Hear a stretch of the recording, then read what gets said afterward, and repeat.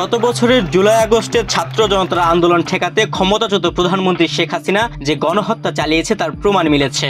দেশের বিভিন্ন থানায় গণহত্যার দায়ে মানবতা বিরোধী অপরাধের অভিযোগে সাবেক এই প্রধানমন্ত্রীর বিরুদ্ধে রাজধানীর বিভিন্ন থানা ও ঢাকার নিম্ন আদালতে প্রায় 576টি মামলা হয়েছে। বান্ডেল থাকলে প্রতি সেনমানিতে টাকা বাঁচবে। বিকাশ সেনমানি বান্ডেল কিনে জিতুন প্রতি লেনদেনে।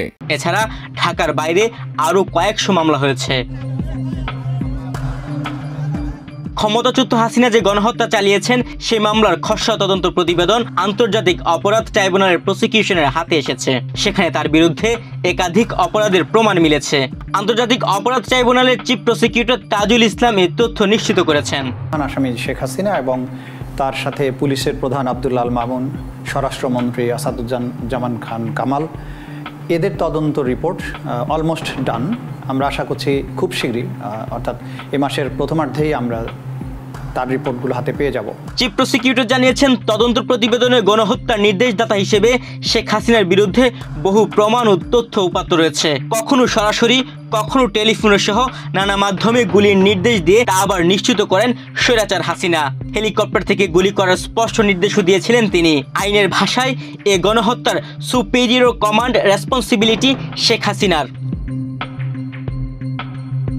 ট্রাইব্যুনালের প্রসিকিউটর গাজী এম.এইচ. তামিম জানিয়েছেন, ছাত্র জনতার আন্দোলন নির্মূলে সংঘটিত হত্যা, গণহত্যা, বিগত আমলে গুম সহ নানা ধরনের মানবতা বিরোধী অপরাধের অভিযোগে আন্তর্জাতিক অপরাধ ট্রাইব্যুনালের প্রসিকিউশনে এ পর্যন্ত 300টির বেশি অভিযোগ জমা পড়েছে।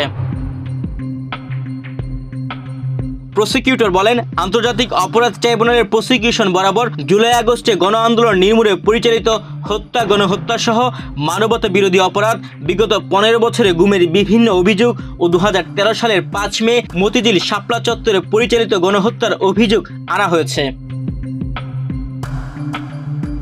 এদিকে গত বছরের 17 আগস্ট গণহত্যার অভিযোগে সাবেক প্রধানমন্ত্রী শেখ হাসিনা সহ 46 জনের বিরুদ্ধে গ্রেফতারি পরোয়ানা জারি করে আন্তর্জাতিক অপরাধ ট্রাইব্যুনাল। গত 18 ফেব্রুয়ারি ট্রাইব্যুনালের চেয়ারম্যান বিচারপতি মোহাম্মদ গোলাম মর্তুজা মজুমদারের নেতৃত্বে 3 সদস্যের বেঞ্চ 20 এপ্রিলের মধ্যে শেখ হাসিনার বিরুদ্ধে তদন্ত কাজ শেষ করার নির্দেশ দেন।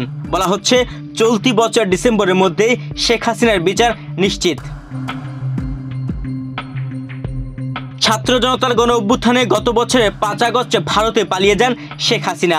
এর আগে পরে আইন শৃঙ্খলা বাহিনী ও আওয়ামী লীগের নেতাকর্মীদের গুলিবর্ষণ ও হামলায় প্রায় 1,500 মানুষ প্রাণ হারান। শেখ হাসিনা সহ আওয়ামী লীগের মন্ত্রী, এমপি এবং শীর্ষস্থায়ী নেতাদের বিরুদ্ধে জুলাই গণহত্যার অভিযোগ ট্রাইব্যুনালে দায়ের করা হয়েছে। বিভিন্ন ভুক্তভোগী পরিবার ট্রাইব্যুনালে মামলা করেছে, যেগুলো তদন্ত করছে তদন্ত সংস্থা। তুহিন ভুইয়া, বাংলাদেশ প্রতিদিন।